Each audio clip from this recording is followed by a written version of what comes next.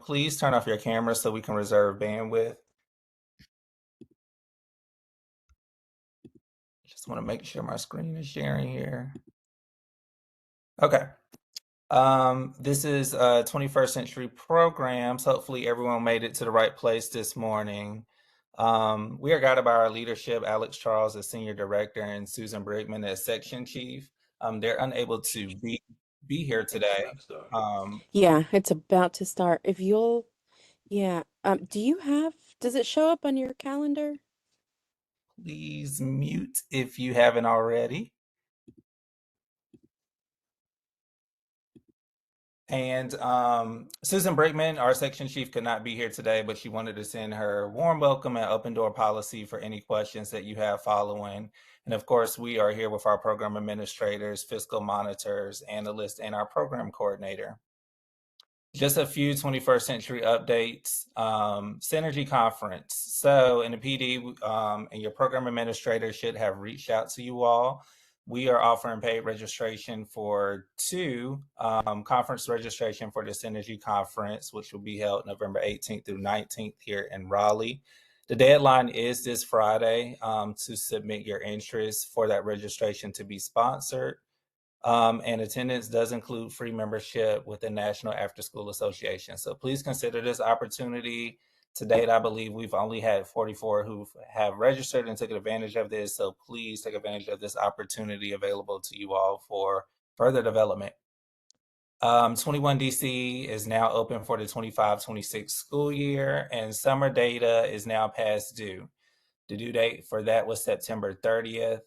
If you've had any issues submitting that, or your program administrator may have already reached out to you regarding that, please keep up with the deadlines established. You can refer to your grant guidance for more details on that.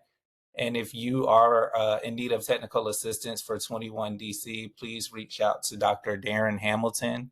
He's also offering office hours October 21st and 29th for anyone who may need technical assistance regarding anything 21DC. So his email address is listed in this slide. We will send out following as well.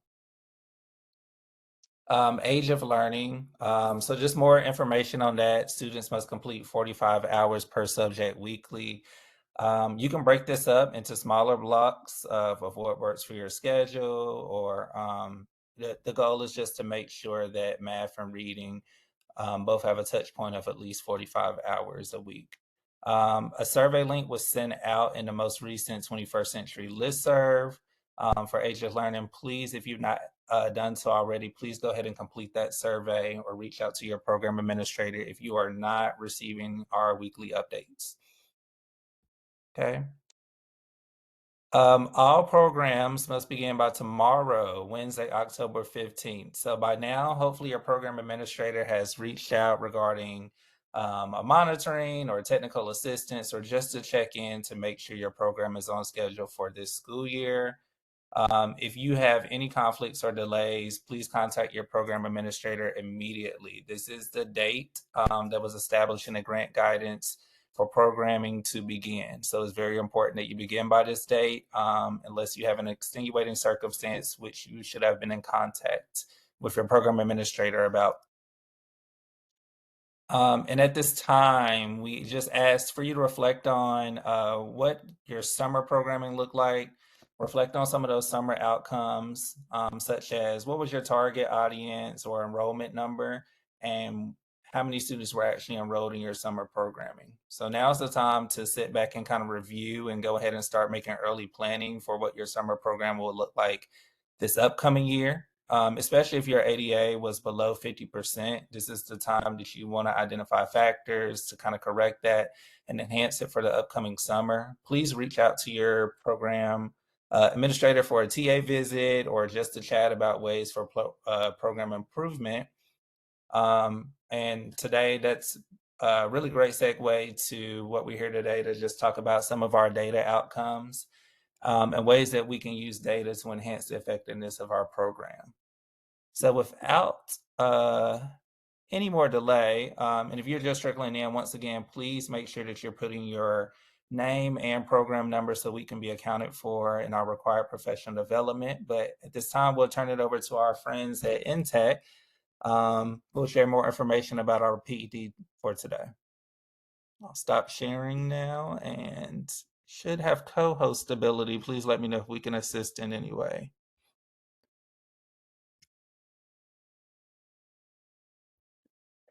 Absolutely. We're just going to go ahead and get the screen shared for you guys, and then we will jump right in.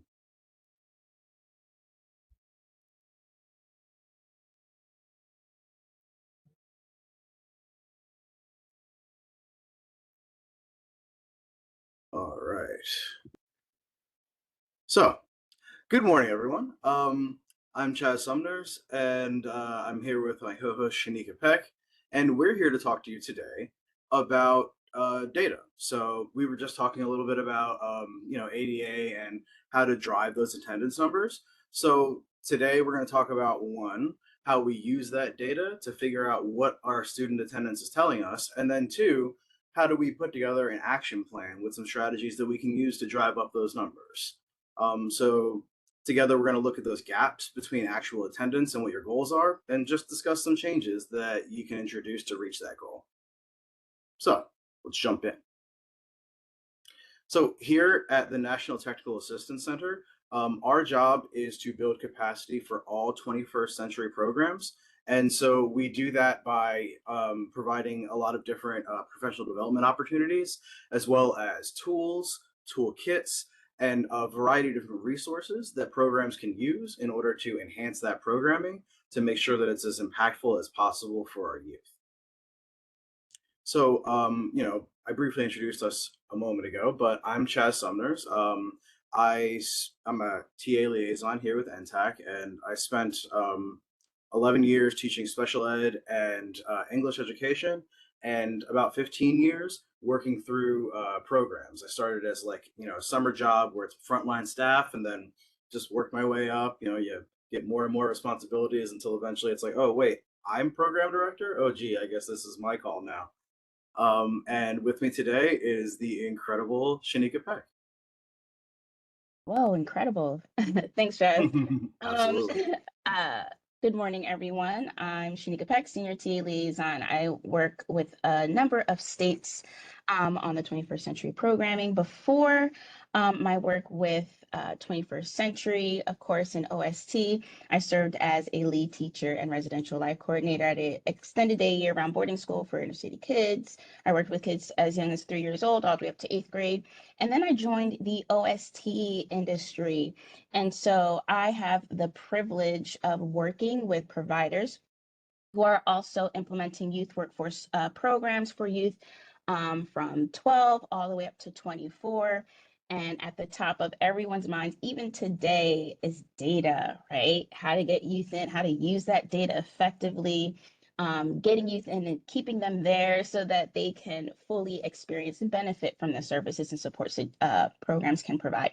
So I'm definitely looking forward to today.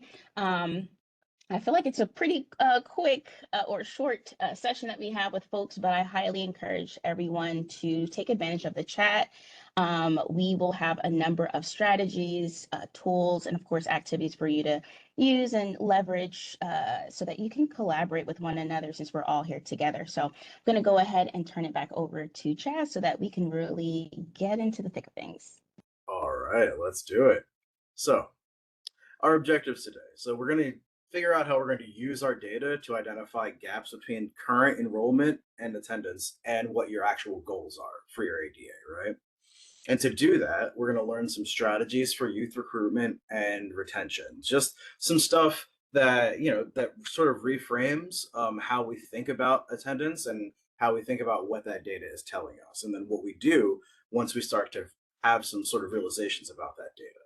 And then we're going to create an attendance action plan, because here at NTAC, we always like to leave you with something that you can go and start using tomorrow, right? Something like the theory, the strategy is all great, but having something that you can go start using in your program immediately is incredibly effective, and we realize that. So let's start today with just a little data self-check, right? So we just want to make sure that we have the key data in front of us before we get going. So we're going to drop a link in the chat that has 4 questions that we'd like you to answer about your current status around student attendance. And then once you answer those questions, we're going to take a look at the difference between the current status and what your goals are. So we're dropping that in the chat there right now. So if you'd go ahead and kindly fill out these 4 questions, and then we'll take a look at what that data is telling us.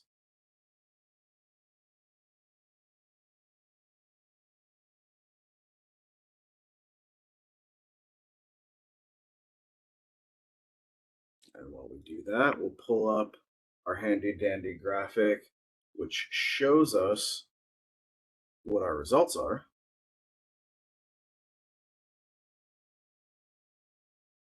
Results start to come in.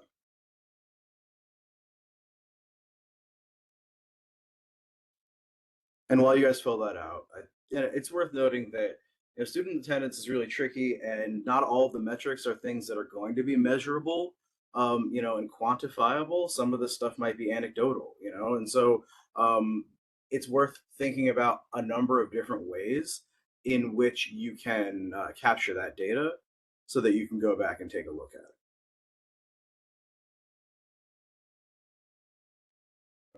Okay. Let's see here. Awesome. We're getting responses coming in. Looks like little visualization graphic is not working like I'd like it to, but hey, listen. Things work in practice, and then sometimes they don't pan out for us. So let's take a look at what our raw data is telling us. So we have a number of students enrolled. All right. These are some pretty high numbers too. Look, these are big programs we're talking about. So although you guys are, working with programming, it's, and that getting your numbers up. It looks like you guys are starting with some really good numbers. So that's awesome.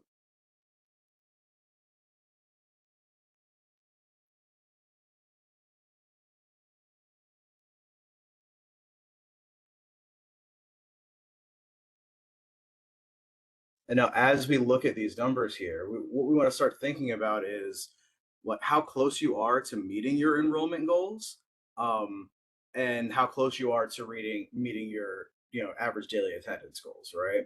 Those are 2 different goals that you're looking to meet. I mean, yes, they marry together, but when you're looking to increase one or the other, there are certain strategies that are more useful in that in one aspect than the other. So as we look at this data and we start thinking about our students, you want to think about if there are any particular groups, school grades, different actual school buildings that are under enrolled or under attending. And if so, how can we then target those populations in order to make sure that they're included and they know the amazing stuff that we're doing in our programming? Because normally once they know, they're going to come and start to attend.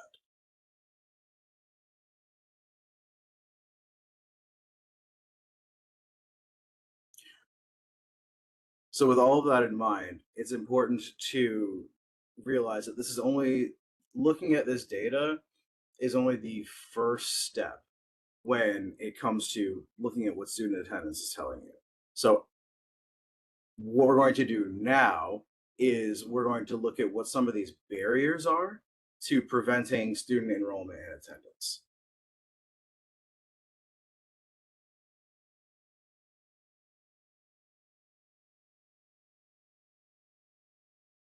So, like I was saying before, there are a bunch of different reasons that students don't enroll in or attend your programs, and not all of them are quantifiable, very crunchy data points. But they typically fall into a few different categories. So let's dig into those categories. When it comes to logistical and structural barriers, for example, the program could be too far from home. The program hours, they might compete with other activities or schedules. These are things that we notice, especially as students start to get older. There are just so many things that students can do with their time, so many options they have. And like I mentioned earlier, students vote with their feet, right? They tell us what is high interest to them by what they're going to attend and what they're willing to devote their time to. It's also worth noting there might not be a reliable way to get to program when it comes to logistical restraints, right? When it comes to family constraints, these are things like a parent or guardian work schedule that makes it so they can't really coordinate pickups. Might be some barriers when it comes to completing paperwork to register. That could be a number of different reasons why there's an issue completing that paperwork. You might need to make it more accessible to parents, um, either with the medium that you use or the time frame, things of that nature. In other instances, it could just be because adults aren't really familiar with what your program does and the staff, right? Because parents aren't going to trust their kids to you if they don't know you and what you're actually going to do.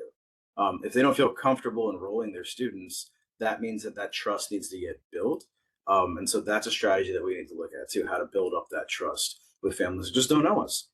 Um, Sometimes families also need to prioritize other needs like work or childcare, and often they'll rely on students to help provide those things, right? They might need that student to come help work in the family store. They might need that student to watch a younger sibling. And so that prevents that student from being able to come to program. When it comes to student interest and motivation, sometimes students just aren't interested in the activities that your program's offering. I know you don't. I know that's a big news flash, right? But sometimes they just don't want. They just don't like what you're doing. Sometimes it's that their peers aren't attending, or other co-curricular activities are more of a priority, right? Sometimes we find that 21st CCLC programs are viewed as sort of a remedial solution for students, which can then make them less desirable. And you especially see that as students start to get older.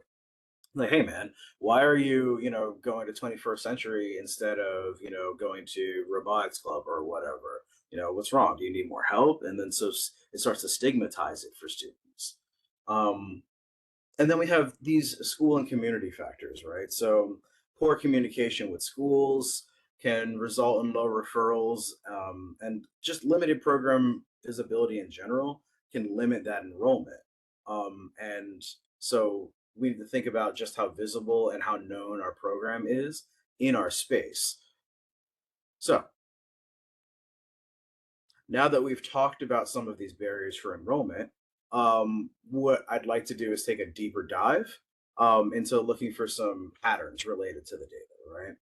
So some of these things might be observable in quantitative data, like I was just saying, but others are just qualitative in nature. And so you sort of have to be reflective over your own experiences with your families and your youth, to know what is necessary for stakeholders and families. So what I'd really like you guys to do is grab your annotation tools, and I'm going to introduce each of these patterns. And as I do, I'd really like you to mark those that you see in your own program.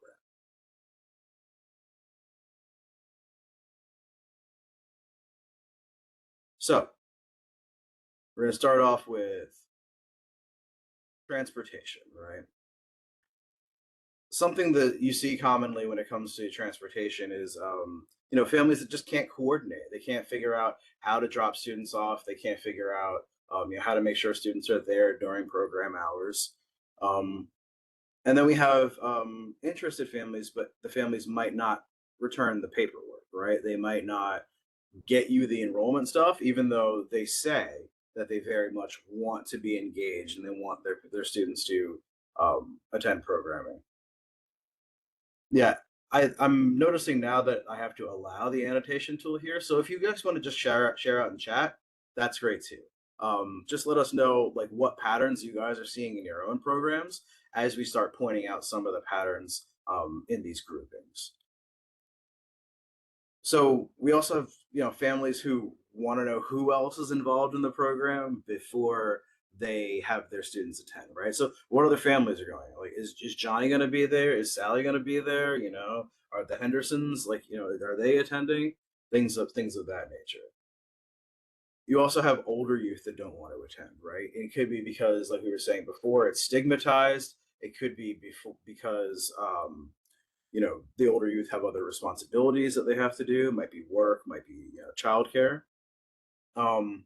We have students or families that indicate that they have to leave early on a specific day, um, hey, listen, I'd love to come to program, but Thursdays I can't because I have to, work at the store, or I have to pick up my brother from soccer practice, something like that. You have students that just don't attend at all on a specific day. So I'm seeing a lot of transportation, a lot of early departure issues, right? Which is tricky, right? Just making sure that we have the hours for students, that they can count being present in our program. Enrollment paperwork, yeah, older youth leaving, voting with their feet, early departures, conflicting activities. Yeah, these, I mean, real challenges that we have, right? And so making our programs very high interest is incredibly important, especially when it comes to hooking that older youth. And the same way that older youth can influence each other to not go to program, they can also encourage each other to come to program. But hey, man, listen, we did this really cool thing at 21st Century Programming, after school program last week, and I think you'd really like it. So why don't you come with me this time? So some other patterns that you see are, teachers only refer students who are failing classes, um, and and coaches might also discourage enrollment. Hey, don't sign up for after school program. Come to soccer practice instead. And so sometimes it's worth it building those partnerships with those coaches in order to be able to get them, to have that buy-in. You might also just have an individual feeder school. They might be your primary feeder school and they have low enrollment, right? So, I mean, it might just be a trickle down effect.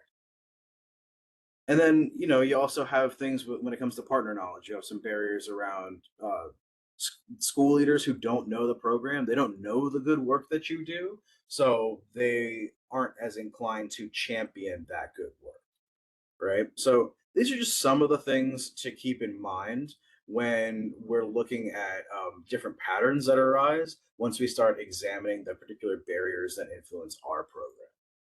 So what you want to think about is what patterns you see most frequently in your programs, and just from the share outs in the chat and from the annotations that I see here, it looks like a lot of programs are struggling with some transportation logistical issues. A lot of programs are struggling with like getting that older youth buy-in, which is famously difficult. And then I would imagine that the early departures that we're seeing are also paired a lot with the older youth, either the early departures or attendance by day, right?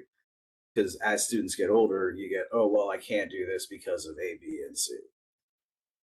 So once you've identified some of these patterns, you want to think about how they connect to the barriers in enrollment and engagement so that you can then, intentionally design a strategy to address those barriers, right? So now let's take a look at some of those strategies that we can use to um, take a look at that we can use to address those barriers. So now we're going to match some of those barriers with specific strategies that we can control in our schedule, communication, logistics, youth experience, right? Because there are a bunch of different solutions that we can come up with that are outside of our control. What are the things that we can do that are within our control in order to address these barriers that we're finding? So think of what we're about to go through as sort of a menu, right? You'll pick a couple different items to fill your plate to directly and intentionally address the specific barriers that your program is having. So as we scan the menu, keep your data self-check in mind, what we did in the beginning, just so that you can, help identify those patterns and barriers. Think about which barrier does this tackle, what will change for students and families as a result of implementing this strategy, and also just how we'll know that it's working, right? Because we need to have some way to measure whether this is going to be effective or not. So when it comes to offering transportation, what it looks like is providing, late buses, maybe setting up a van route. If you're in an urban area, maybe setting up transit passes for your students, or even just coordinated carpools so that students have a reliable way to get to and from programming. And that ends up removing one of the biggest access barriers that we just identified as one of the biggest access barriers, right? very many people who responded with transportation being one of their issues. And so these strategies let you, provide safe, predictable rides, and that expands your pool of eligible students. It also increases the first time conversions, especially for younger grades and families without cars, because you'll have students that love what you're doing. You just can't get there because, my parents don't have a car. Adjusting program hours looks like shifting your start and your end times, maybe adding a flexible entry or exit window. For example, 4:15 is a late arrival. 5 o'clock is the limit for early pickups on a day, and this helps you align your programming and your scheduling with work schedules, sports schedules, job schedules for youth and adults, and transit schedules, right? I mean, it could just be like, all right, well, programming ends at 6 and the buses go to once every hour starting at 6. So I have to leave early so that I make sure I hit the 15-minute buses, right? Um, that lets it fit programming into their day as opposed to trying to fit their day around programming. And that just hits different, right? You also want to think about offering rolling attendance in addition to that flexible start and stop time, right? So you let students start any day of the week, and there's a simple on ramp, right? It's a welcome script. You buddy them up with somebody who's been there, and you give them a easy makeup path to make up the work that has already been done that week, through your different whatever unit you're working through. And this lets you capture that interest when it's highest, right? You're not just waiting until summer and then students are like, oh yeah, well in fall I was really kind of interested, but like now I don't know. Now I'm thinking about summer. I'm not really thinking about getting into programming, right? It lets you grab them at their highest interest point. It also completely lets you avoid the I missed the deadline for dropping off, admission paperwork, and so, I'm sorry, but my kid can't come. It helps you steadily inflow seats throughout the year, as opposed to just like relying on the big bumper crop of students that you get in the beginning. Adjusting your enrollment process looks like reducing friction in enrollment, and that can be with short interest forms instead of longer applications immediately. Like you start with a short interest form, and then you tailor the pitch for the student, for the family, to what those interests are. Then you give them the application. Mobile friendly applications are a good one. Immediate confirmation texts once you get the paperwork, and then you pair that with something like a staff follow-up in 48 hours. What's important to know about this is that every unnecessary step that you give families, every hoop you give them to jump through that isn't necessary, costs you families. So streamlining boosts those competition rates and ensures those warm handoffs from interested to attending, right? Incorporating parent and caregiver contact. That's proactive phone calls home. That's text in a home language to introduce the program. Well, not just introduce the program, also answer questions, confirm logistics, things like that. The important thing to remember here is that trust drives that permission for attendance, right? And a friendly human touch really starts to address safety, academics, and routine. And that lets families know that they can trust what you're doing. And it starts to build that relationship between you and the family, even if you're just now first meeting them. Something that goes along with this is hosting an open house, right? Just short, high energy preview events, preferably with student-led demos. Students are there showing off what they've done in program, and then it gives families a chance to meet the staff, and then they can do on-site enrollment, right? You can have a little enrollment station right there at your open house. So that way families immediately see the value, and the culture of your program firsthand, and it lets you again capture them at their highest moment of interest. We also have um, coordinating transition activities, right? Or well, first let's talk about bring a peer activities. You get current participants to bring their friends during a themed day or club showcase, right?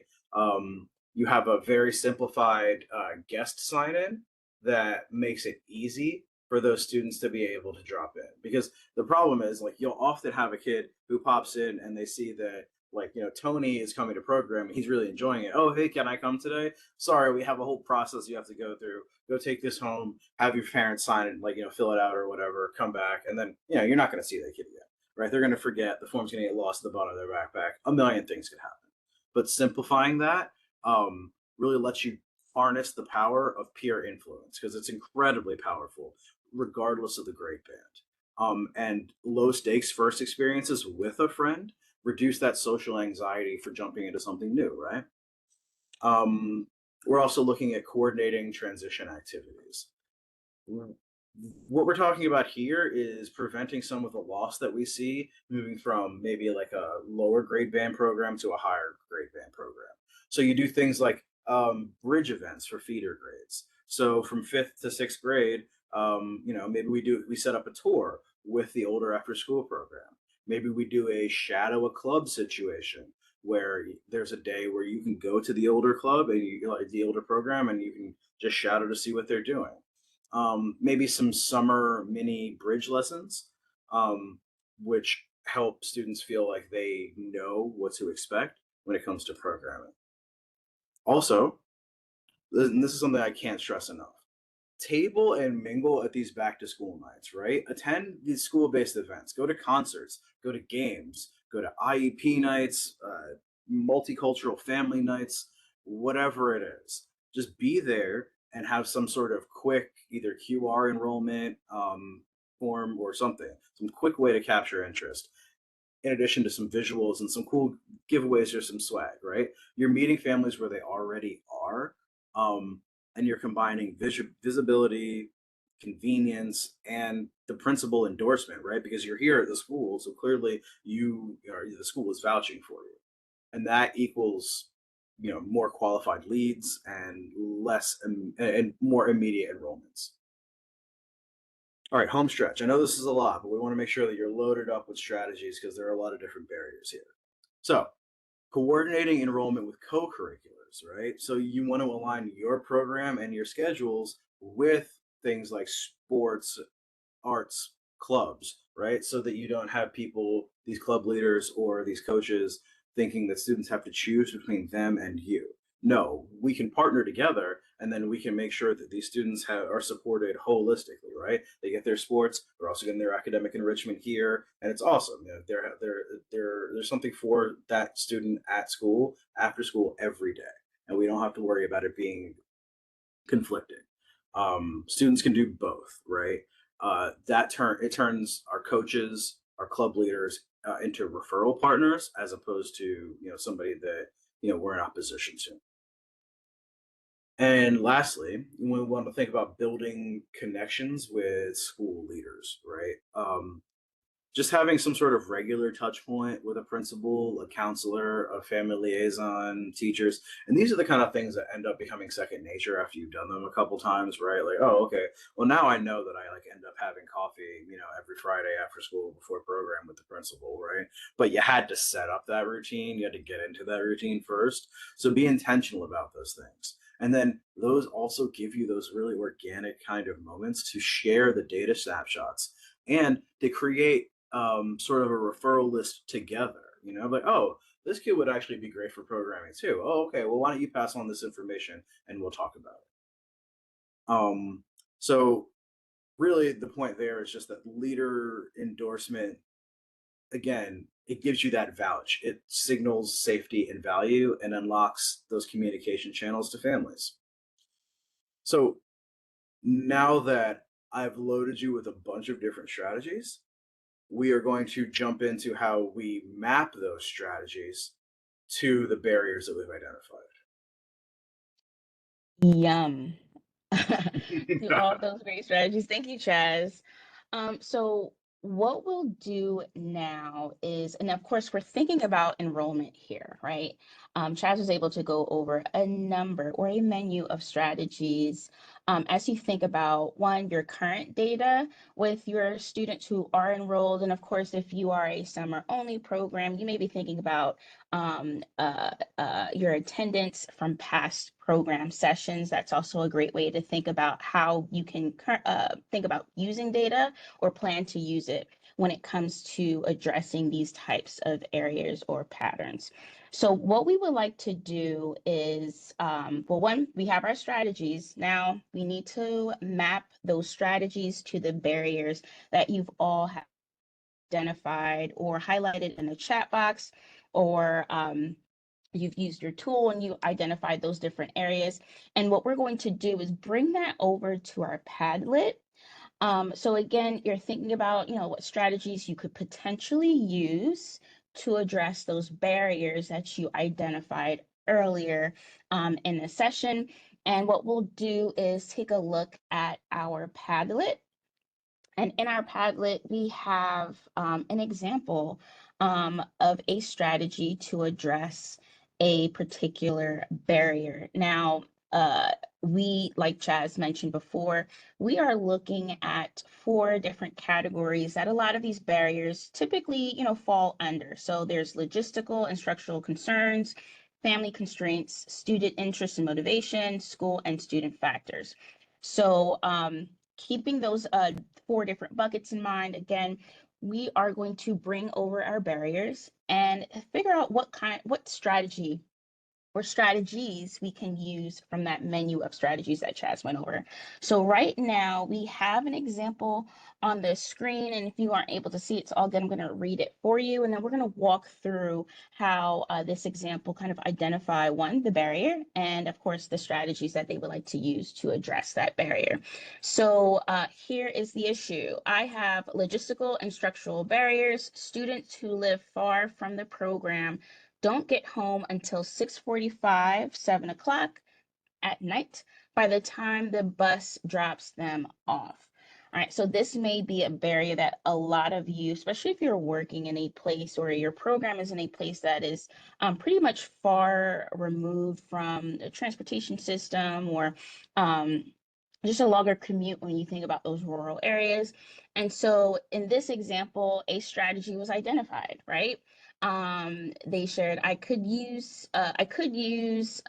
adjust program hours strategy, or see if my school day partners would be willing to allow us to use their building as a site. Now, this example pulled up 2 different things here, right? Now, to address the issue or the barrier of students heading home real late into the evening because they are participating in programming hours, one of the strategy was to adjust program hours. Now, if this is something that you would like to do to address that particular barrier, I highly, highly suggest and recommend that you get the approval from your state first before you adjust any programming hours. They also talked about working with their school day partners to use their building as a site, right? So this is another strategy that a lot of programs tend to gravitate towards because it's something that can be done, especially if you've already established or you're working to establish a partnership with your school day so that you can do these things, right? We definitely need to be mindful of operations for that site, right? Maybe it's not a school, maybe you have a partnership with a community organization outside of your own that can provide a site that is closer to youth so that they can continue to attend programming and still make it home at a decent hour. Now, another thing that I've also noticed is that in addition to, or maybe without adjusting program hours, this individual could essentially focus on mixing in their different types of partners, right? So yes, you have a partnership with the school day, but also do you have community partners, right? now a part of, the NRG, you are able to collaborate with, different departments and other services to enhance your program to support youth, right? So those are a couple of things here. And again, we're going to actually refer to this Padlet as we move throughout these different strategies. But what I would like for you all to do is that, again, you're thinking about your numbers, right? Your ADA, and then you're thinking about the patterns that you were able to identify with your barriers. And now we're going to tie in the menu of strategies that Chaz reviewed with you. And again, this is focused on enrollment for now. What you will do is you are going to add your own example to the Padlet. And again, you're keeping in mind any patterns that you were able to identify with the data. And again, if you don't have current data at this moment because you may be summer only, where you just started programming, think about past program sessions, the goals that you have in mind, all of those things. So what we'll do is I'm actually going to drop the Padlet link into the chat. And again, what you are going to do is share your own example of your barrier and what strategy that you would like to use to address that barrier. So again, we have an example in the logistical and structural concerns. You may have an example that fits in a different area, and that's totally fine, right? So again, a lot of these barriers that we've experienced in the past or currently typically fall within these four categories or buckets. So again, feel free to add your own example of your barrier and what strategy you would use to address that barrier. Now, again, Jasmine, I'm not sure if we are able to reshare those menu strategies for enrollment, but we have more, right? So as you're thinking about your barriers and what strategies, when we were thinking about enrollment, we talked about offering transportation, adjusting program hours, of course, with the approval of your state, and adjusting enrollment process, incorporating your parent or your caregiver contact, right? Hosting an open house, or even attending a resource fair. That's a great place to actually share and also receive some information that you could potentially use for your program. We talked about bringing a peer activity, coordinating transition activities. We talked about attending other school-based events, right? Coordinating enrollment with co-curriculars, right? We have some difficulty with our coaches and some teachers. Maybe you can tie in any academic requirements that your program can address if that youth was in attendance. And so there's a number of things, right? That last piece there was build connection with school leaders. It's all a matter of knowing what your program goal is and how it can align with the needs of your student. And sometimes we would have to think about, school needs, right? What are some barriers that they may be experiencing that your program can address? All right. So as you are dropping in those different examples, we are going to take a look at another menu. And this menu is focused on attendance. Yum. This is something that we brought up a couple of times. I know several of you also mentioned this in the chat, right? Oftentimes when we think about attendance, it may be easier for younger youth and their attendance, especially if your program is actually nicely placed within the school day, or you may be part of, again, a CBO of some sort that makes it easier. But typically our attendance is really focused on two things, right? Recruitment and retention, whether they are younger students or older students. And it's all a matter of how we can get students to try our program. And then the retention piece is really focused on how we get them to come back, right? And some of you are already sharing your barriers with attendance, right? Another thing we're thinking about is making sure we are in alignment with ADA, right? If they are coming into programming, they're coming back, you want them to stay for the full duration of your program space. And so here are some strategies that you may incorporate or use to address those different barriers for one, self-paced activities, and this is something that I always refer to as stations, right? So stations where students can participate and kind of independently follow their own trajectory when it comes to progress, right? They can go through these stations at their own speed, especially depending on how it's set up. I definitely encourage you to think about your students' interests, right? These self-paced activities, they have to be aligned to data of some sort, especially when you want to keep them in. But what are youth saying, right? What are their needs? For our older youth that I typically work with, they're always wondering, okay, well, I'm definitely interested in joining this industry. I wish I had more exposure or awareness of this thing. Or maybe they aren't able to articulate it. So maybe you would have a station or a self-paced activity that can help them kind of identify those things. Now, this definitely works for you because it reduces frustration, right? But also for our students, right? We're reducing the frustration with our students. We're kind of providing them an easier re-entry point if they were absent for some time. Some of you mentioned having youth who um, uh, move around quite a bit, right? So they may be in programming for maybe a week or two, and then they disappear, and then lo and behold, maybe they come back, right? So having those self-paced activities is definitely helpful. Another one is same-day absence text. Now, this is that friendly two-way message sent the day of a no-show. So again, we're thinking about students who, they have some irregularities when it comes to attending your program. Hey, you didn't show up, you're definitely showing some concern here, right? It'll be helpful to know why, right? And if there's anything that we can do to support. But this really helps with making sure we're communicating any soft absences, right? Getting ahead of it, again, are there any additional barriers that you may not be familiar or aware of that is preventing that student from attending? And so just reaching out by text or another preference that youth may have. Some youth prefer, actually a lot of youth that I know prefer text. Chaz, I don't know about you. It's either that or if you have a special messaging app or platform that you use for your program, maybe you would have to, step outside of that and ask about their preference.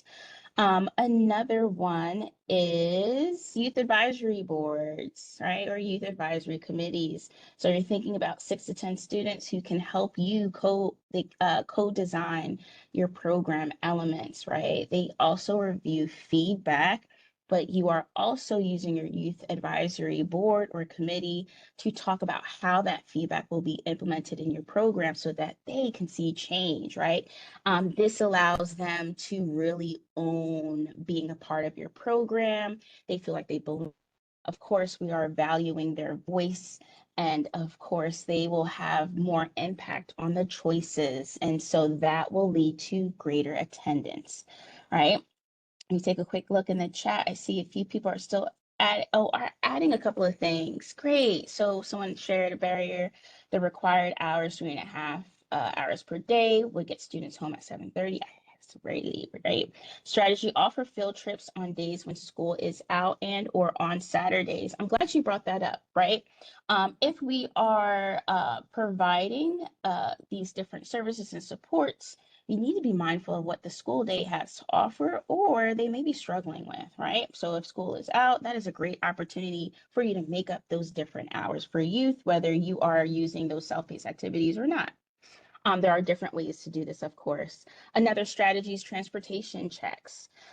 So this is a systematic review with students of their routes, stops, timing, right? We just got to be mindful of any ride-related absences. I know this came up quite a bit with some of my middle schoolers who are learning to be a little independent and getting to programming on their own. And so this may be an opportunity for you to provide some support in making sure that they are taking advantage of transportation.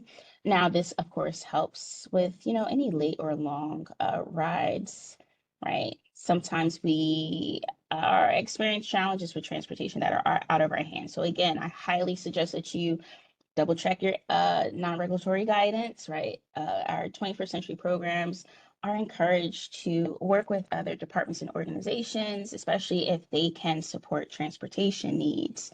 That's highly encouraged in your NRG.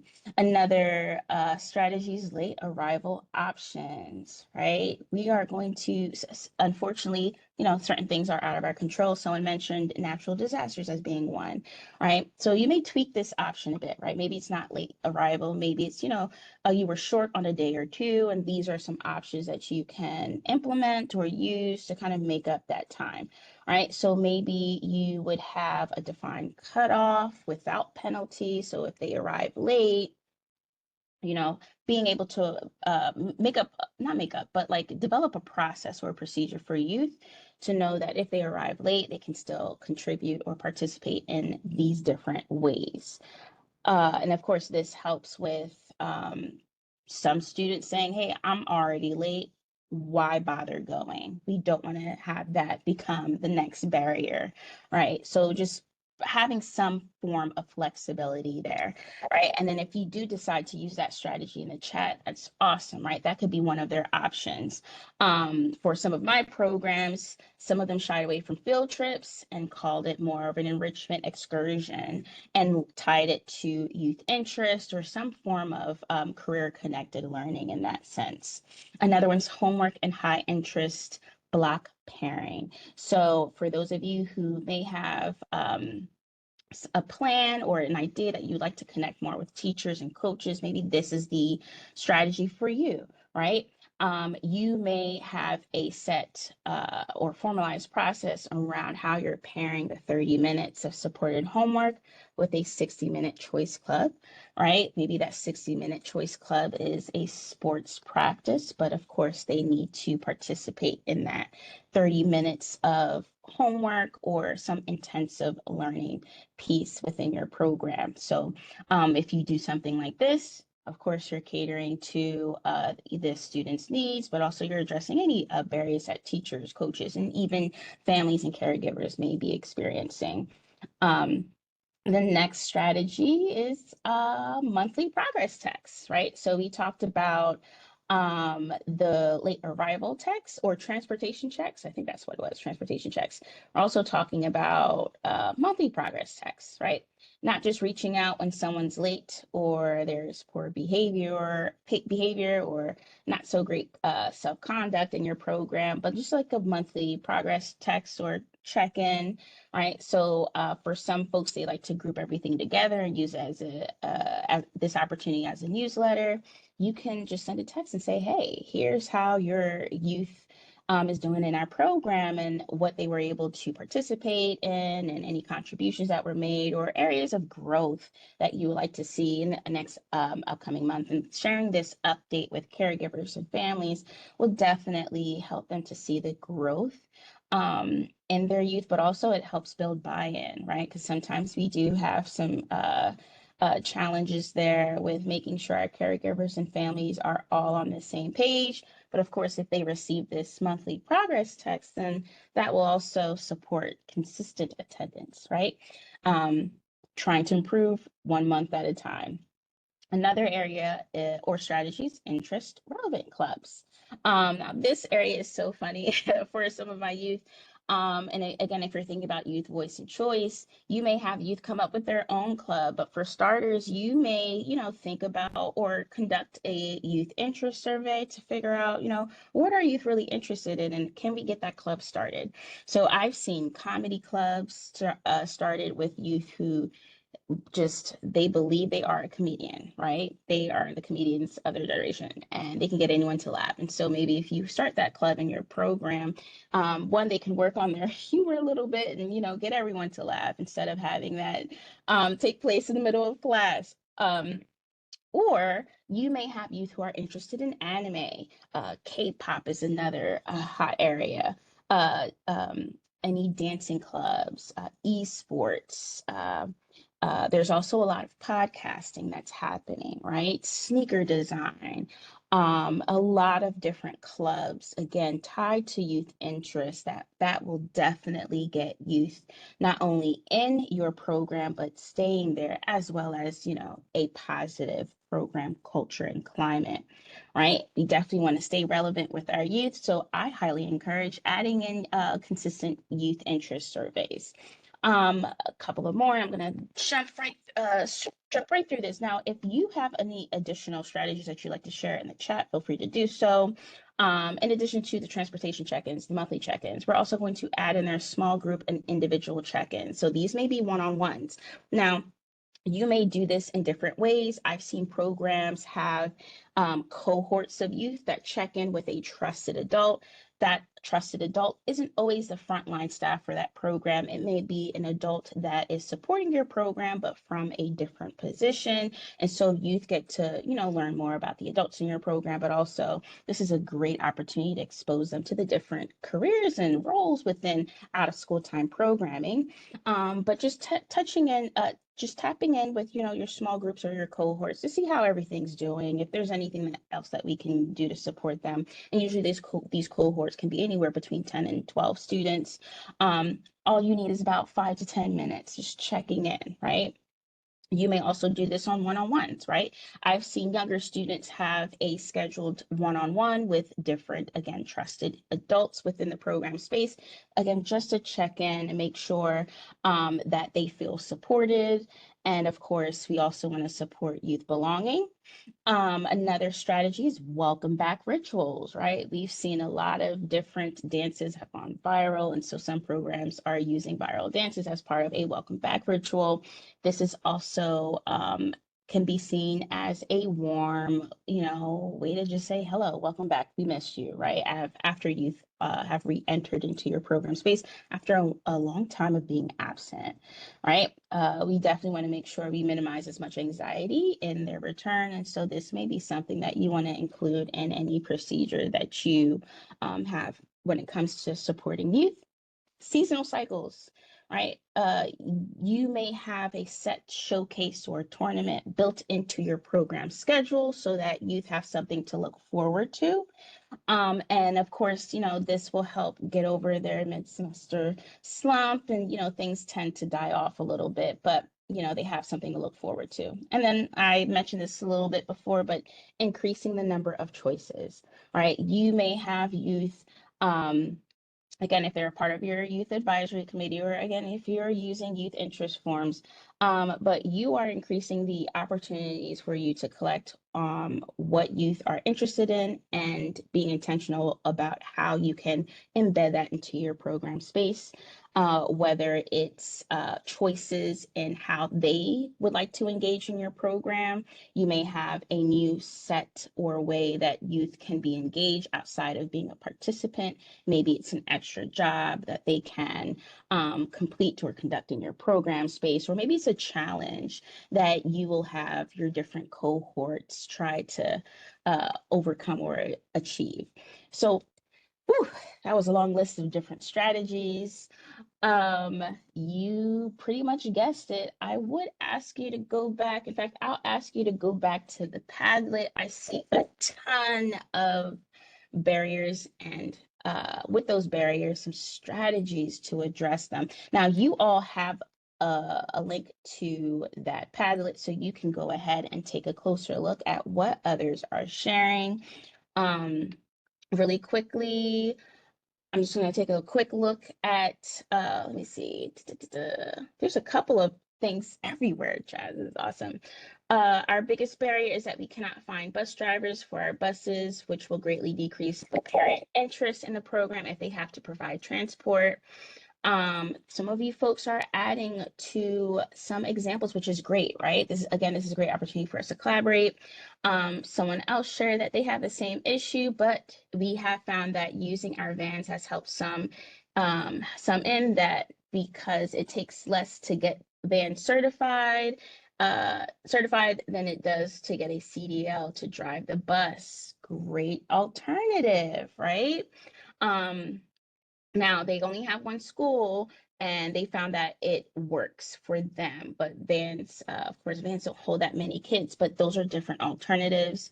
I think a number of folks, oh yes, we've had successes with minibuses as well, right? So again, you have the link to this Padlet. I would go ahead and spend some time with, reviewing all of these barriers and how you're using the different strategies to address them. but we're going to move forward. I do encourage that you continue to share because this is extremely helpful. Now, what I'm going to do, again, I'm just going to drop that Padlet link in the chat one more time so that you have it if you don't already. Put that there. Now, I reviewed some strategies around attendance. So take a quick minute as we move into our action plan phase to, add your example barrier and what you're doing to address it, or a strategy that you would like to try next program session. So here we are, right? We have a ton of strategies. We are identifying our barriers, right? We're also keeping in mind of our numbers, right? We have the data, right? And again, if you're in a place where you have a number of youth enrolled in your program and you're so close to meeting your goal, like this is a great place and opportunity for you to reflect. Again, what we're going to do is talk about an action plan, right? We have these strategies. Now we need to break it down a little bit further. So this is actually the last step here. And so back to our example, right? We had an example barrier and a strategy which was focused on enrollment, right? And so we talked about that example being a logistical and structural barrier concern where the students live way too far and they get home way too late. And so they had two options, either, adjust their program hours or work with their school to serve as a program site. So on the chart, on the screen, you see a chart, right? Now, this can be done in a number of ways. An easy way to do this is just, create your own chart on the action steps, right? And we're thinking about who's responsible for what task, when is it due, and any additional notes that we need to be mindful of, right? Now, let me just quickly review this, but in the chat box, I do want you to share an action item that you could use to help increase your own enrollment. All right, so one action item would be to schedule a meeting with the principal. So again, it looks like we're looking more towards that second option to address that concern, and that's focused on, partnering with the school day. All right, so one, we need to meet with the principal, and the person responsible for that is the program director. And this is the date that it will be due. And then, we are aiming to talk about how we can use the building. Now, I must say, principals are very busy, right? And so it may not be possible for you to meet directly with the principal. So you may need to get in contact with a liaison or the main office secretary, someone who is in connection with the principal, or even think about the operations person, right? And so that may be something that you want to think about as a backup plan if you aren't able to schedule a direct meeting with the principal one-on-one. If you are, fabulous. Another action item would be to review the bus route if you have access to this, right? And so this is your site coordinator's responsibility, and just determine how can we make some adjustments to the route so that we can reduce the time youth spend on the bus riding home, right? And of course, you have your program schedule. Now, again, if you need to make some adjustments to your program hours, you definitely need to make sure you get the approval from your state. Speaking of which, that's at the very bottom up there, right? We have a plan in place, different action items after you spoke with your school day, and you have a plan in place, and you have to contact your state about any necessary changes. Now, I see more strategies being added into the Padlet. Awesome. Again, you will always have access to this Padlet so that you can take another look at your different ways to address these different problems. What we're going to do is kind of speed things up because I know we're cutting into time. So again, we're going to wrap up here with data. You have the link to that Padlet. So continue to share, check back in, see if others are experiencing the same barriers and the strategies that they were able to implement. Or if you're thinking about implementing a strategy, definitely share it there. I think that's a great resource for you to have.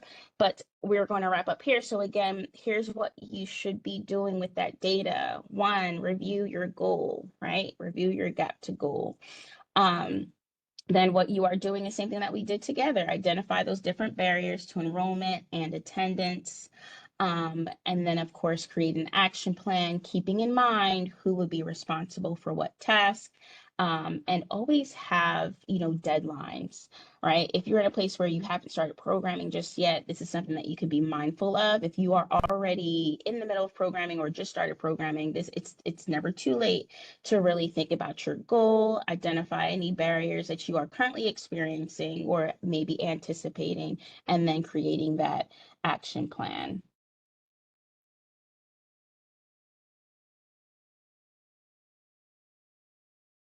All right.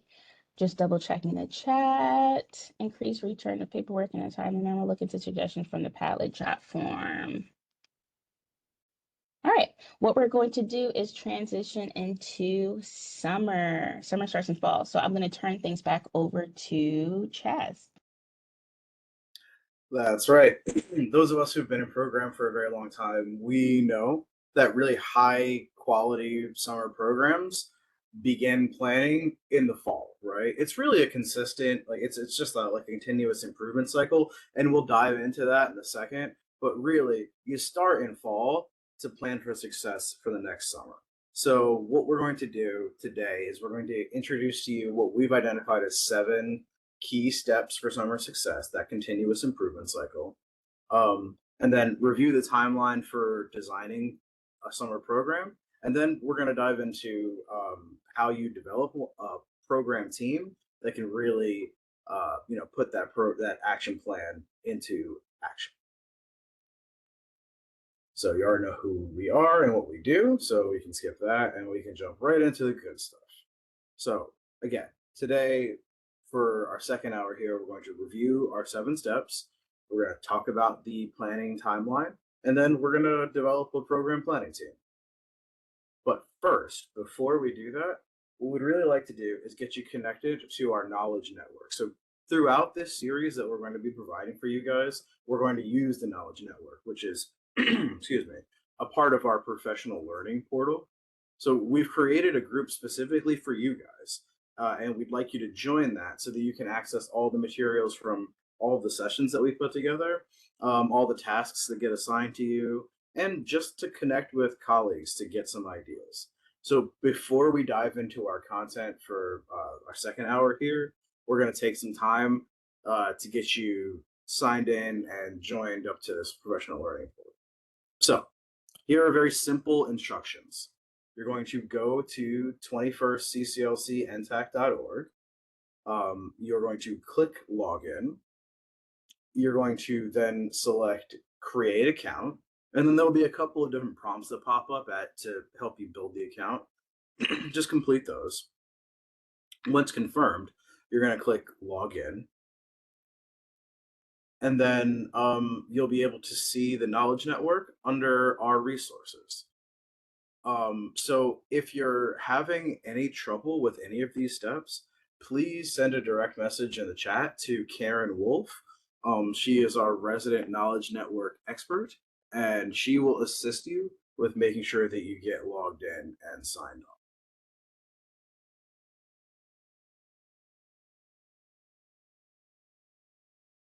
And I will also say that while you guys are signing up, not to distract you, but the Knowledge Network is such a huge trove of resources.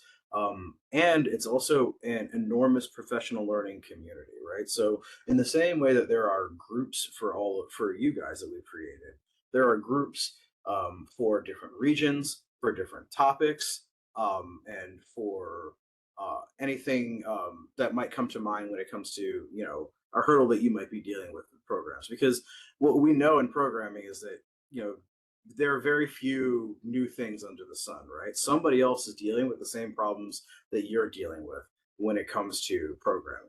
And so being able to collaborate is, very helpful when it comes to building that out. Oh, awesome. Yeah, we've got some pro tips right here from Karen in the chat too.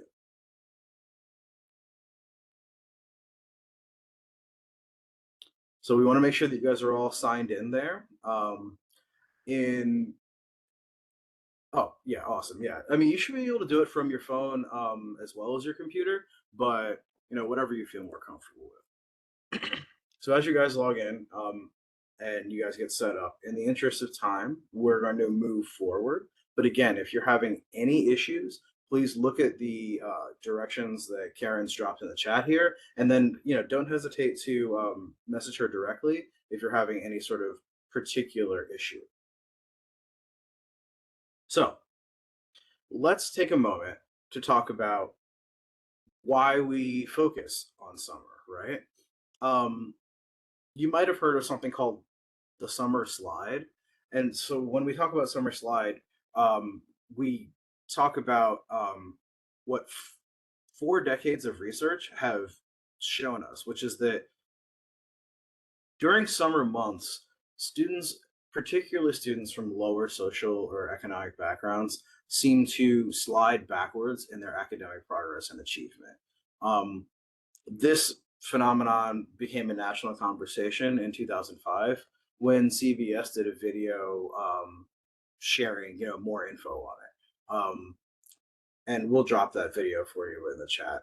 This video is it's 19 years old, but it's still just as valid today because additional research keeps backing it up, right? In 2024, NBC even did a version of the video as well. So we'll share both of the video links in the chat for you. And they just give you a little more info about what we mean when we talk about summer slide. So then how do we then affect summer slide, right? Like how do we stop it? How do we reverse it? How do we halt it, right? The answer is implementing really high quality summer programming, right? A seminal meta-analysis from RAND's Summer Learning Series has given us some really amazing findings from the research that we can use to build out the best summer programs ever. So here on the slide are some of the findings from the study parameters. So our study parameters, we have no cross programming for 5 or 6 weeks. Our class sizes are 1 to 15 or smaller. Certified teachers are focused on at least 3 hours of academics a day. Daily high quality enrichment activities are implemented, and meals and transportation are provided. What impact does a program like that, a summer program like that, really have? Well, it translates to 15% of typical annual gains in math after 1 summer of high attendance for 20 days, right? And 20 to 25% of typical annual gains in mathematics and language arts after 2 summers of high attendance, right? So what we're doing is we're not just preventing summer slide, we're also achieving gains, right? After school leaders and others are continuing to research the impact of summer, but as you can see by this data and plenty of other studies that you can go find that are easily accessible to you, we have some really good baselines about how we build effective programming. So let's talk about what strategic early planning really looks like, right? One of the key findings from the research is that the power of strategic early planning is incredible, right? And so some of the advantages that we see are, early planning. Ideally, when we talk about early planning, we're talking about planning starting in the fall. Allows for stronger program design and stakeholder engagement, right? It gives you more time to make sure that all of the elements of your program are intentionally designed, and it gives you more time to get that stakeholder buy-in. And that stakeholder buy-in is also fostered by the fact that they see how early you're starting this planning process. They see how important it is to you because of how willing you are to get ahead of it, right? We also see that programs with at least 5 weeks of engagement, so 3 hours of daily academic instruction and robust enrichment activities, yield better outcomes, just like the data that we saw, the research that we saw on the previous slide, right? So some of the key recommendations that have come out are that programs should aim for small class sizes, right? No more than 15 students per instructor. I mean, it's just having that personal one-to-one instructional element is invaluable, and you lose that with larger class sizes. No matter how good the teacher is, you hit a point where you just can't provide that same instruction, right? And also, you want to provide free transportation and meals to reduce those barriers of access. These findings emphasize that effective planning and strong attendance lead to sustainable academic gains as well as improved program outcomes over time, right? And so the longer, you know, the longer period of time that we spend looking at this, the more impact you can see, right? So this impact is continually increasing. So knowing what that research says, especially some of the specific advantages and key recommendations, helps us to emphasize the importance of, you know, really starting your planning early, because it really does help to determine your program team, your needs assessment, your asset mapping, and so many other steps that we're going to discuss today. So it gives you that time, that breathing room in order to do these things, right? It gives you sort of a runway as opposed to just having to take off immediately, right? You're not a helicopter, you're an airplane. So let's talk about what the different um, elements of successful summer planning really look like. This graphic right here shows you a pathway to summer excellence, and we're going to follow it this year as we go through our series. So we're going to take a quick look at each step in the process right now, and then we're going to work through each segment throughout the rest of our series together. So you're going to begin the preparation for summer by first forming a program team, right? So step number one, program team here. In October, you call this your first huddle of the summer season, right? You get everybody around the table. These people are the ones that are going to end up making summer real for you, right?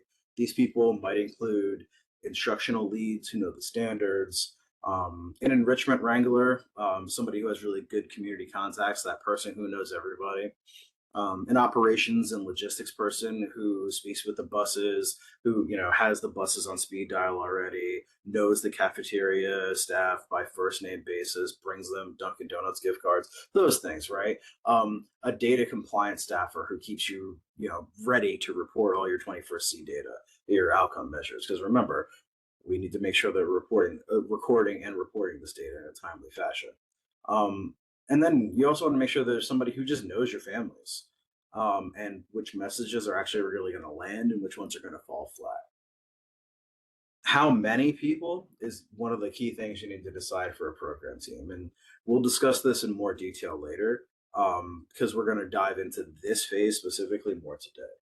But next up is needs assessment. So if you want to know how to make your summer program, you want to know that your summer program is really making a difference, you need to complete a needs assessment, right? Like we'll dive into the types of data that you should be collecting and how you use that data to write needs assessments. But really, how can you create impactful and intentionally designed programming if you don't know what the needs of the community that you're serving are, right? So we really have to start there once we have a team of people. And then once we know what those needs are, we can start to develop a logic model, right? We use those needs as the basis, as the foundation for a logic model that connects to outcomes. The logic model is going to help you clarify your theory of change, right? It's going to help you look at how your plan of action is going to make a difference for your students and families. Then you're going to take a close look at the inputs, right? The activities, the outputs, the different parts of your logic model. Essentially, you're going to sketch out how, if you staff a 6-week program with, you know, evidence-based ELA and math blocks and irresistible enrichment, and we've removed the barriers of transportation and accommodations, then students will attend regularly, engage, and show growth. Then once we have that plan in place, it's time to start talking logistics, right? This is winter, right? Winter's where the plan gets muscles, where we start to put muscles on the skeleton. This is where we start talking really, you know, in depth about facility, budget, schedule, additional staff recruitment, you know, so like the boots on the ground, frontline staff. So during this segment, you're going to look at things like determining your space needs and considerations, planning your spending, also designing your program schedule, and then planning your staffing needs around what you've designed as your program schedule, which, you know, in turn is going to let you develop a recruitment plan, so that you are really targeting and you are hiring, the amount of people and the type of people that you need to staff a high quality program. And then you're going to develop a data collection plan to support continuous improvement, right? People often want to dive into the data collection plan first, but it's really important to, before you start talking about logistics, make sure you have a solid grasp on steps 1, 2, and 3 here, right? Because otherwise you really don't know what logistics you're planning for. You're just like sort of like grasping at straws. And then we move on to intentional activity design, right? Once we know that all the moving pieces are in place, what are the activities that we're going to fill these blocks with, right? This is where we talk about themes, we talk about field trips, we talk about different enrichment programs that we're looking to implement as part of our summer programming. But it's just as important that it aligns with your theory of change, because you can have really high interest activities, but if it's not aligned with the theory of change, then it's not addressing the needs that you've already outlined, right? So you want to make sure that that stays consistent. And you want to make sure that you're intentionally designing your summer activities to support those goals that are in your theory of change. You can very often align whatever the interest, like the high interest things are for your students, with that theory of change. You just need to be very intentional about it. And then with that effective plan in place, we can turn to making sure implementation's high quality, right? Making sure implementation's high quality starts with intentional recruitment, right? When it's time to recruit people for your programs, don't blast an invite. Sorry, excuse me. Counselors can really help you create a prioritized list. Coaches and teachers will hand off, names of people that I think could really benefit from your programming. You want to make sure that families get short, friendly messages. What it has in it is what your summer program offers, how rides work, how to enroll in 3 minutes on a phone, right? You might need to table, like I was saying, earlier, at like a community concert or like a family event throughout the year. And when you do, it's exponentially more impactful to have a student ambassador at your side, right? We can talk about what we do at programming all the time. It's incredibly moving to hear a student talk about the cool things that they're doing in programming. And that passion is very different than the passion that we have for providing that programming too. It's also important during this step to remember that co-curriculars aren't your competitors, right? You want to coordinate schedules so that students can do both things. And then when you get that yes from a student, from a family, you want to make sure that that yes is met with a confirmation text, some transportation check, and a welcome plan. And then step 7 is our continuous improvement, right? Because this isn't just a one and done process. This is something that continuously refreshes in order to make sure that we are always improving our programming. Once doors open in the summer, you keep your promise, right? The ones that you made as a plan, you make those promises as like, the promises are the plan that you've developed in your logic model, right? The goals that you're going to meet. And so you keep that promise. But you also make sure that you have time to plan for the future with the staff that you've built. Maybe it's each Friday is a team huddle for just 10 minutes and we discuss who didn't make it this week and why, right? I haven't seen this student, all week in programming. I wonder why they're absent. Maybe we can talk about, those are the times to collaborate about what small test you might try next week. Okay, let's give this a shot. Maybe this will increase people, engagement. And then when we do that, we track the count, so we can make sure that we measure how it improved our programming. And then we want to make sure we do things like celebrating streaks for students who are attending, who might have had, some sort of attendance hurdles in the past. And we also want to make sure that we're always collecting feedback from students and families so that we can keep improving the program and we stay on top of what the current needs are of the community, because those shift on a regular basis. And then when summer closes, you thank everybody who made it work and you capture, what data you can. And then our summer planning starts again in the fall, right? we loop right back into step one, but now it's paved by what you guys have all learned together collaboratively. So that was a lot, but it's an effective and thorough process that helps walk you through making sure that you have, a thorough and effective summer planning process. So the next part of this is talking about a timeline for setting all that up, right? We just said a whole bunch of things, but now Shanika's going to talk about how we put that into a timeline so it doesn't feel like it's all just piled on top of you. Right. And again, to your point, Chaz, we definitely want to be intentional, right? So we want to take our time and make sure each step is implemented well. We've separated all of those great steps into a planning timeline. So this fall, we are going to develop our program teams and complete the necessary needs assessments. I kept taking a look at the Padlet. I see a lot of great ideas, and people are already making a plan to do these things here, right? In December and January, so we're hopping over to winter, right? We'll develop a logic model. And to Chaz's point, right, we really want to be mindful of the program resources, program activities, and our intended outcomes. And then as we think about our outcomes, right, we're thinking about our short term and long term and its connection and its alignment to a number of things. And so that's where our logic model will come in. And then in February, we'll address logistics, right, like faculty or your facility, budget, schedule, staff and recruitment. In spring, right, we'll talk about the power of partnerships and begin coordinating these partnerships. And then, of course, in April, we'll focus on that high quality activity design. And in May, we will begin to talk about, implementing those activities because, a lot of that activity implementation typically occurs in summer.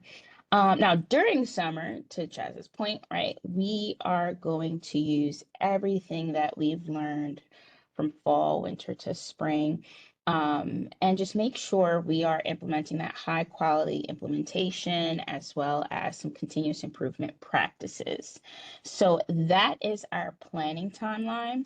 And I know we just shared a ton of things with you around how we are getting ready for summer now, but we would love to just quickly pause here and we're going to reflect. Right now, as you think about all the work that's ahead of you, right? We're thinking about increasing the quality of our programs.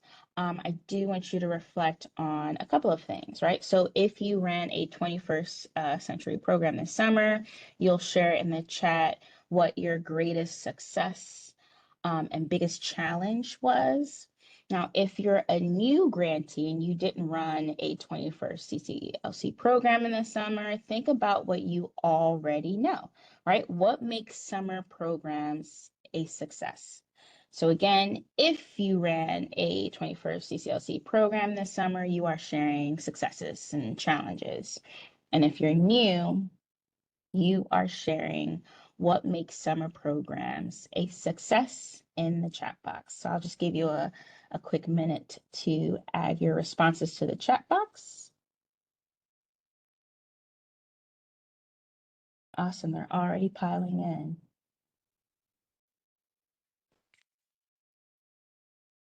All right, we have some successes and challenges.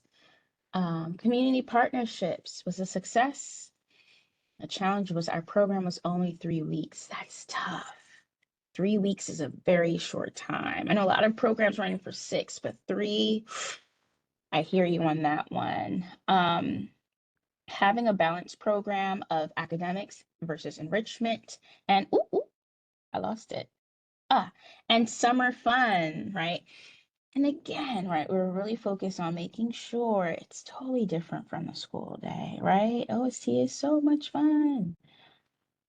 Yeah, so sometimes having that balance, especially if, time is a challenge, especially if you're used to running programming. I've met a couple of program directors that typically run a 4 to 6 month program and they had to shorten it to 6 weeks, which is very, very hard to do, especially if you're thinking about the balance of academics and enrichment. High engagement activities. I'm hoping that was a success. And if not, all good. We're going to share a little bit more about that. Enrollment was success for a few folks, as well as field trips and student achievement results. All right.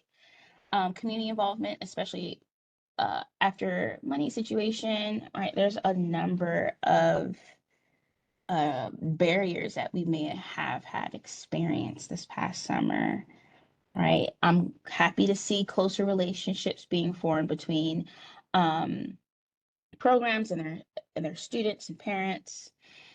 Challenges building a program team, and we're actually going to talk about that in a little bit. All right, so there's more coming in. What a great group. Everyone's participating. It's awesome.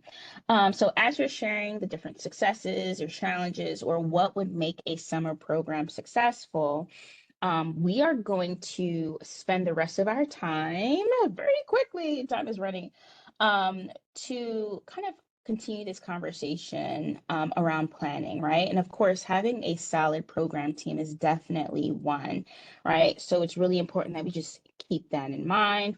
But also, to Chaz's point, it's really important that we begin this now, right? We have some time to really get ahead of a couple of things, and one of those things being making sure our program planning team is well put together, because we also want to make sure our staff are more prepared, right?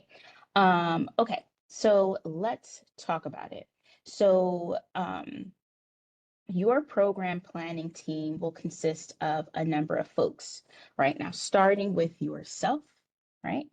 Or your site coordinators, you are really the cornerstone for a lot of this work, right? You are going to be the glue to connect a lot of different members on this planning team, a lot of different departments, a lot of different organizations, right? So you're starting with yourself and, of course, your site coordinator. Now, it doesn't always depend on current 21st frontline staff, right?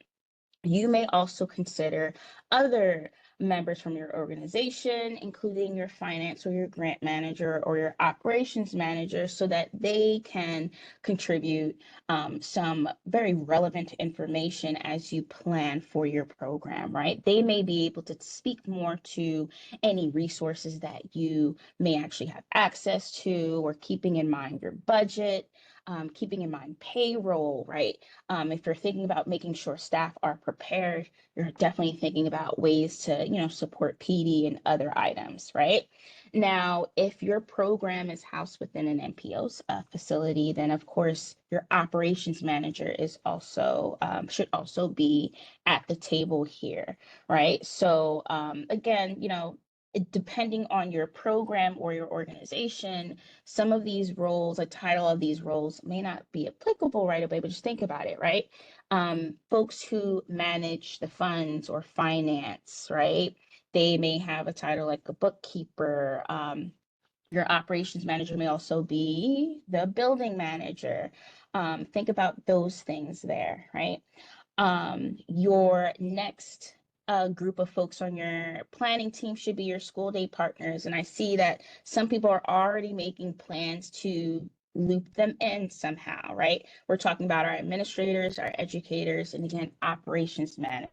Right now, I brought this up earlier. Sometimes it's really hard to loop in our principals, although they're very meaningful to have at the table. And sometimes that can't happen because of scheduling conflicts or maybe prior commitments. And so it's really important that you get someone who can serve as a representative from that area of the school day to support or be a part of your planning team, right? We definitely want our educators, including our coaches. I see that some folks are already making plans to loop them in somehow to help with transitioning and those things. But if you have them at your table, then they will be able to share potential barriers that may arise, but also ways that your program can help support. And then it's a two-way street, right? When it comes to these types of things. Now, you may also want to to consider, and I think I mentioned this before, the operations manager, right? So if you are planning to operate your program in a school building, it's really important that we are friends with the operations manager, right? Or someone who is responsible for facilities, maintenance, and even food services that can also be extremely helpful to your program, right? Get them in to the room and at your table. Another group of folks are our community partners, right? So definitely plan to partner with any enrichment providers. Now, I mentioned this before very briefly, right? Our community partners may look like a number of folks, right? Whether it's another organization, this may be an industry professional that could also support your program activities. If you're using those interest forms from youth who are sharing what they're interested in, and you may not have the capacity, right? This is where your community partners can come in and help support enrichment in your program. Social services representatives or providers are also very important to have at the table, because not only do they have valuable perspectives, but they may have resources that your program can also tap into to further support your youth participants, right? Sometimes there are supports that are shared during the school day that you may not be aware of because you don't know that you can ask about those things. And so having them in your program or on your program planning team is a must at this point, right? Especially if you want to make sure youth are able to not only attend our program, but stay within our program. Another group of folks, and this was brought up in multiple places, our family, right? Our families and caregivers have a representative. Now, of course, again, like our principals, sometimes we have families who just, they may not have the time. And so I highly encourage you to kind of think outside of the box, right? Who from your youth families are able to sit at the table and be a part of your program planning team?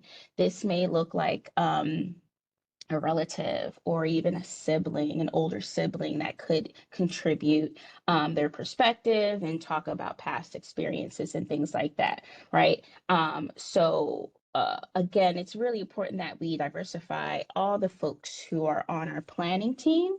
And so this may lead to the question, well, those are 4 groups. It sounds like a lot of people.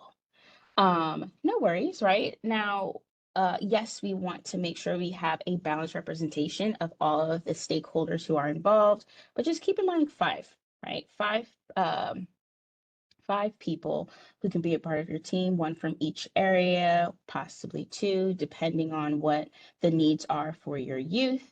As long as they can serve as a representative for at least 1 of each of those 4 areas. And now if you have a much larger program, then you may tack on an extra 1 or 2 folks to be a part of your planning team. But as long as each area is represented, then that's good, right? So we're going to work with 5 to 6, unless you're a larger program. Now, you have your folks at the table. Now what? Right? What will they do? Right? And this is something that we really want to make sure we communicate beforehand so that they can think about their level of commitment to being a part of your program planning team. So one approach that we highly encourage you to do is think about who will be responsible, accountable, or consulted, right? And again, this helps them think about their level of commitment to being a part of your program planning team. Now, for each stage of the pathway to summer excellence that Chaz went through, you may have to consult a few folks before the person who's responsible actually go out and complete those tasks, right? But let's talk about those 3 areas, right? Responsible, accountable, and consulted. The responsible people are participating in this because they will be the ones to complete this task. The accountable person or individuals under this area will be held responsible at each stage being completed, right? So they're kind of overseeing a couple of things. And then for the most part, accountable will be the program director, right? Because they are able to oversee a number of these moving parts. Now that last stage, consulted, this is where You may have your school day and your community partners have most of their responsibilities, right? You're consulting them because they may have some key information or ideas to help you move throughout the stages of that summer pathway to summer excellence. So, for example, your needs assessment, right? Collecting these needs assessments, that's something that your program director or your site coordinator may be responsible for. Your program director will be accountable for it. You can definitely consult your school day community partners and family partners because they may be able to let you know, hey, it is best to collect this information at this time. Or how about you join our open house so that you can share your interest surveys there, or vice versa, right? Different ways to do it. Again, having them sharing what it means to be a consultant as part of their responsibility in your program planning team is very helpful, right? Because they all would have to consider, their level of commitment, and of course reassure them, it's not too much of a heavy lift, right? At the end of the day, we're doing this for our youth. Another example would be around intentional activities, right? So again, if we're speeding through it, I'm actually speeding through this timeline, right? Needs assessment, our logic model, right? We got to a place where we identified the different resources and logistics of things. Now we're looking at this portion, right? The intentional activity design, that development may be your site coordinator's responsibility with the community partners, right? Let's say youth are sharing, hey, I'm interested in these number of things, and your program may not have access to it or may not have the capacity, but your community partners do, right? Bring them to the table to help reach this goal. And of course, your program director is held accountable, and then we'll, of course, consult the school day and our family partners. Intentional recruitment kind of follows the same thing, right? Yes, your site coordinator is responsible for it. Your program director is accountable, but we can always consult our school day and family partner so that we can make sure this task gets completed, right? And then, of course, continuous improvement is something or an area where everyone should be involved, right? In order for us to continue best practices, we need to make sure that everyone is in agreement of what was done well, what can be improved, or other areas or data that we need to be mindful of so that we are implementing a high quality program. All right, we're going to pause here and talk about family engagement. Now, again, I'm going to continue to shout out the Padlet because folks have already brought this up in some of their strategies to addressing the barriers that they shared, especially in the family constraints column, right? So we're thinking about a number of things with families, right? Now, before we talk about how we include our families, some of you, and I can tell, have already thought about different ways that you can bring in your family's input, but I would love to hear from you all here, right? So when we talk about families, right, who are we talking to here, right? Families or caregivers? Who do we mean when we talk about families?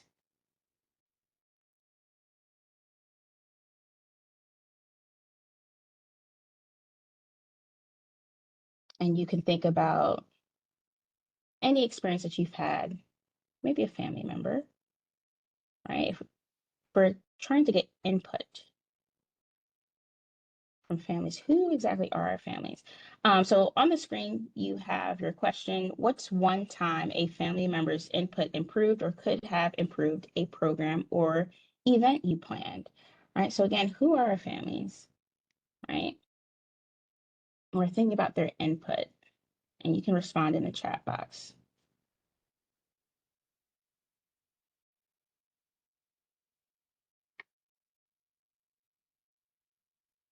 Shanika, as we're waiting for responses to come into the chat box, I know sometimes people start talking about families and the definition kind of gets restrained to just like that smaller nuclear family or just like people who are blood related to us. But like I know I had plenty of aunts and uncles that like weren't blood related to me growing up, right? It's just like that network of people who are there to support that youth, right? Absolutely. And I'm glad you brought that up because that's what I was hinting towards. And I did mention just a little bit, right? When we talk about family input, it may not be input from direct parent or guardians of our youth, right? We may include our older siblings. I had a couple of students who didn't have that family dynamic. And so their family representative was always a godparent that would step in. Of course, both mother and father were, in the picture, but her godmother was heavily involved and she was available and she could provide input to our residential life programming that actually not only supported that youth, but everyone involved, right? Someone shared in the chat, all who care for enrolled students, right? And that looks like a lot of things, right? Lots of different roles, aunts, sisters, siblings, thank you, right? Grandparents, uncles, friends of the family was another area where I received a lot of engagement and input when it came to residential life programming. Just speaking from my experience in my days extended day. So yes, right, we're thinking about who are our families, right? And so it's really important that we think about three things here as we engage them, right? And again, we're looking, sometimes we may need to think outside the box. We're not so outside the box, maybe outside of the typical family dynamic, right? And so first things first, shared outcomes, right? Family engagement isn't just goodwill, it's how we align to the outcomes we all care about, right? Just like some of you mentioned here, right? Anyone who cares for our enrolled students, right? When family knows our goals and we know theirs, we can co-design any solutions. So that's why I was hinting towards the pilot. Some of you have already thought about this. It's time for us to be a little bit more intentional about it, right? Trust and buy-in. Now, most attendance decisions are made at home, right? Families can commit when they trust us, trust that their child or their youth are safe. They know what is happening within the program safe space, what they are learning, and so on and so forth. If we are able to provide clarity around transportation or just having transparent communication, that can help with buy-in and trust from our family. Strength-based approach is another area, right? When we engage our families as co-creators, right? It's not a transactional relationship, right? Of course, we also would like to center their voice and their lived experiences, especially in the communities that we serve, right? There are a lot of values and perspectives that can be consulted when it comes to our family members. And so this may inform which activities we should run or can run, or maybe in partnership with families. Now we are able to, implement a particular activity because we know what their strengths are and we know how to incorporate it, right? Because they know what our program looks like, sounds like, feels like, they are able to recognize themselves in it.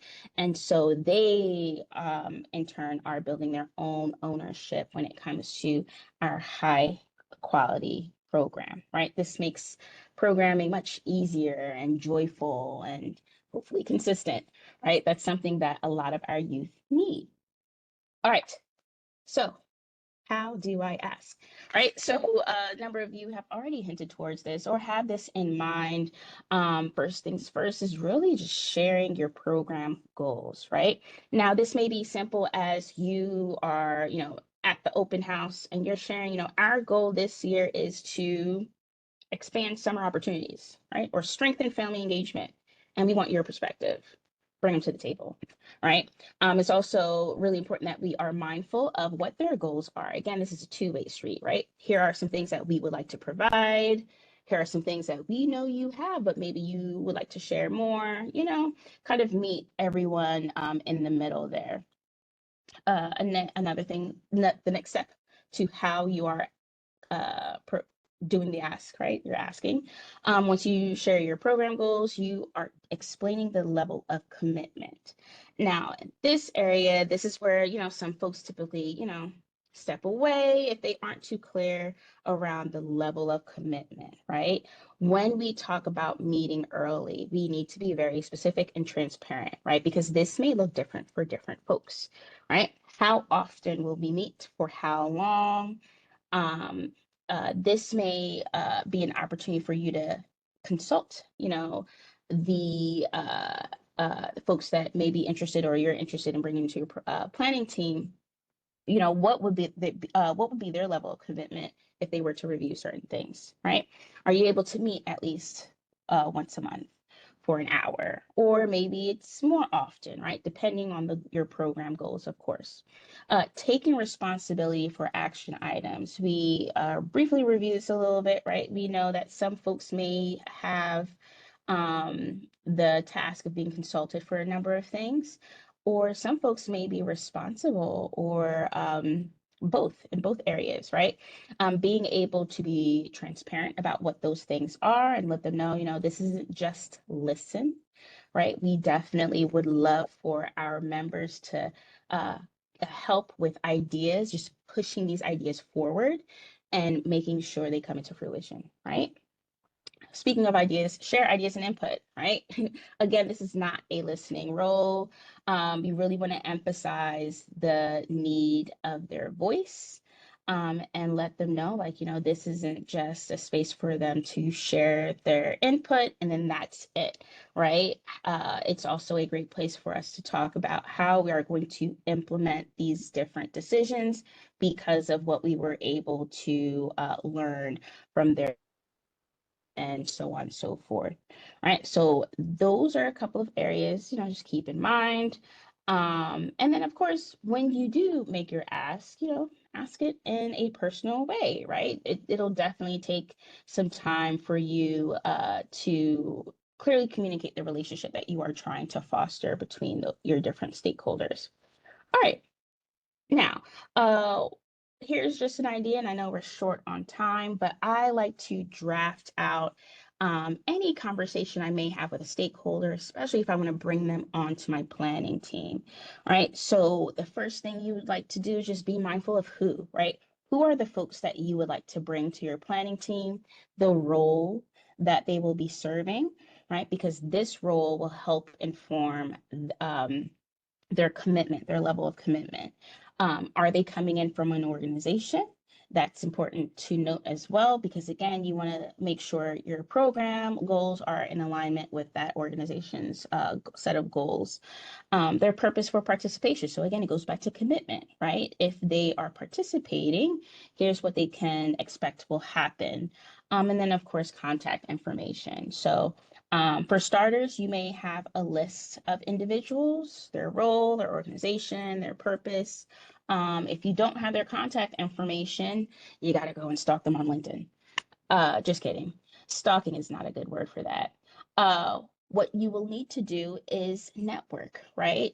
Try your best to be in the same space, right? Whether it is at an open house or a resource fair, right? Tapping into different departments and organizations that may provide, I'm glad someone's laughing.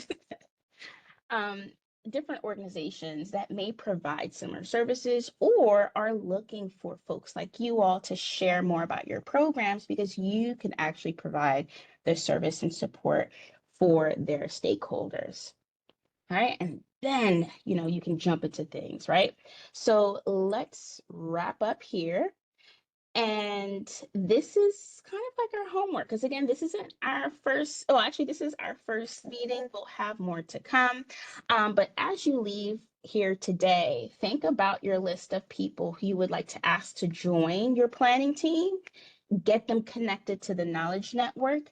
And of course, Karen was able to drop some information, but if you have any questions at all, you can always email the 21st CCLC NTAC help desk at info@21stcclcntech.org. And then of course you are going to make your ask to the people you've identified, right? So that's your homework. Right now, again, we're going to leave this up on the screen just a little bit because don't forget, you want to get your planning team to be a part of the Knowledge Network. So again, if you have additional questions about that, you can reach out to info@21stcclcntac.org.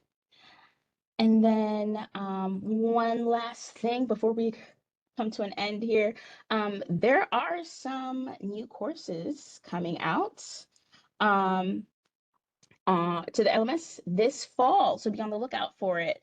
21st CCLC Essentials for Program Leaders. We have Sustaining What Matters in OST, our literacy series that's also coming out. There's a new podcast and some content crosswalks. All of this information will be reshared with you, of course, at the end. But before we leave today, because I know folks are getting ready to leave, I'm going to drop our feedback form in the chat. Just like how we talk about continuous improvement within programming, we are a big fan of continuous improvement when it comes to providing technical assistance and training. And so it's very helpful that it would be very helpful for you to complete our feedback form. So yes, definitely take a look at the website. We have some new courses, new podcasts. Again, your homework is to get your program planning team together. So making that list, making the ask, get them connected to the Knowledge Network. And so that's about it for today. We'll definitely see you again. You may see myself or Chaz or someone else from the 21st CCLC NTAC team. Again, do not forget to complete that feedback form. I dropped it in the chat. All right, and that's it from our team. Thank you so much, Intech. Yes, please complete the survey that we just dropped in the chat. Also, thank you, Intech, for our marching orders and homework assignment, so we can continue this conversation and keep the good energy rolling. With that, it is 12:02. If there aren't any more questions or anything, we will go ahead and dismiss for today. Please reach out to your program administrator if you need anything. And thank you again for all you do to help serve our students. So with that, everyone have a great Tuesday. Thank you. Take care.